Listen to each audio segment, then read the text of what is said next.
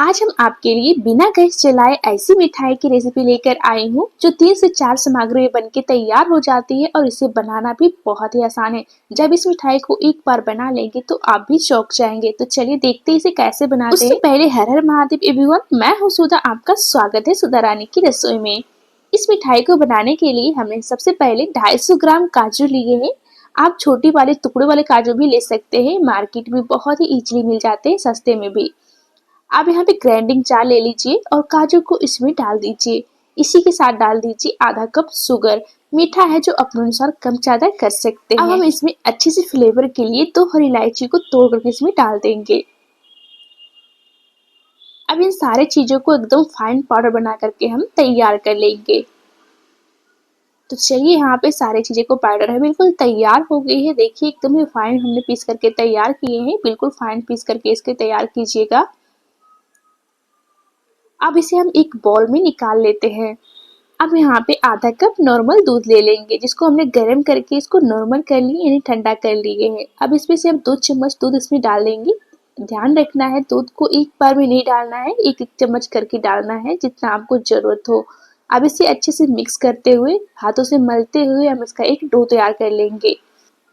सच में दोस्तों इस मिठाई को बनाना बहुत ही आसान है और ये मिठाई खाने में उतना ही ज़्यादा स्वादिष्ट लगती है। दीपावली के भागदौड़ में अगर आपको टाइम नहीं मिलती है तो आप इस मिठाई को अपने घर पे इजली बना करके तैयार कर सकते हैं। मार्केट से लाने जाते हैं तो मार्केट में मिलावटें रहते हैं और बहुत ही ज़्यादा महंगे भी मिलती है। तो चलिए यहाँ पे हमने इसका डो तैयार कर लिए है। अब इसमें से हम थोड़े से पोर्शन तोड़ करके निकाल लेंगे और बाकी को हम हटा देंगे। अब हमने यहाँ पे थोड़े से पोर्शन जो निकाले थे उसमें डाल देंगे 1 बड़े चम्मच बादाम बारीक कटी हुई, 1 चम्मच पिस्ता बारीक कटी हुई। ड्राई फ्रूट है जो अपने मनपसंद कोई भी इसमें डाल सकते हैं। अब इसे अच्छे से मिक्स कर लेते हैं। तो अभी ये थोड़ा सा ड्राई लग रही है ना, तो हम इसमें 1 चम्मच दूध डाल देंगे। अब इसे अच्छे से मिक्स करते हुए हम इसका एक डो तैयार कर लेंगे।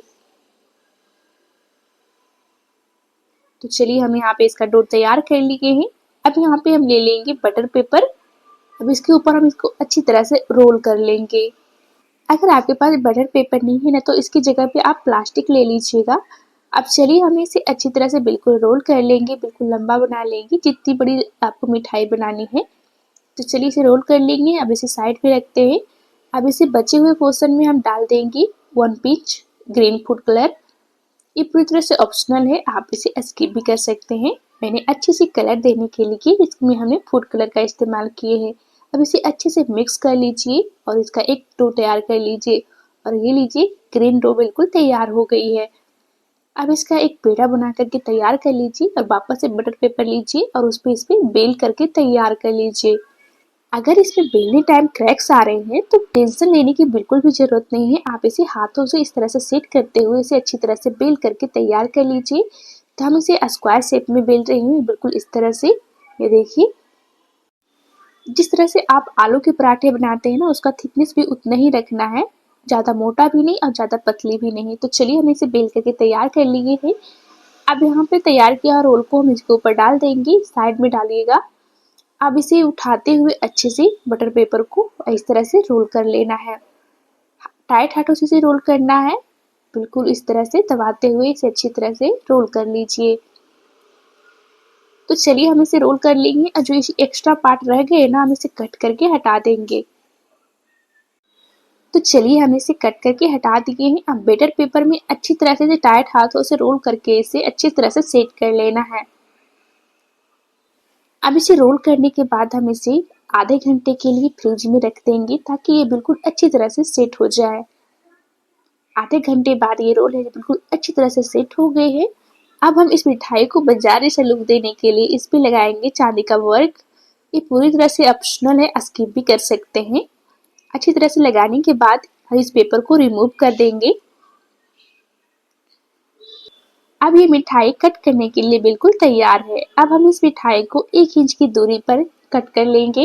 और आपने देखा ना दोस्तों इस मिठाई को बनाना कितना ही आसान है। सच में दोस्तों आप जब इस मिठाई को एक बार बना लेंगे तो आपको भी नहीं यकीन होगा कि आपने इतनी ज़्यादा स्वादिष्ट मिठाई आपने घर पे बनाकर तैयार कर ली है, वो भी बिना गैस जलाए। और ये लीजिए एकदम ही स्वादिष्ट, एकदम ही शानदार मिठाई है जो बन करके बिल्कुल तैयार है। लग रही है एकदम बाजार के एकदम ही महंगी मिठाई। तो आप भी अपने घर पे एक बार ज़रूर से ट्राई कीजिएगा और इस मिठाई को आप फ्रिज में रख करके 1 हफ्ते तक आराम से खा सकते हैं।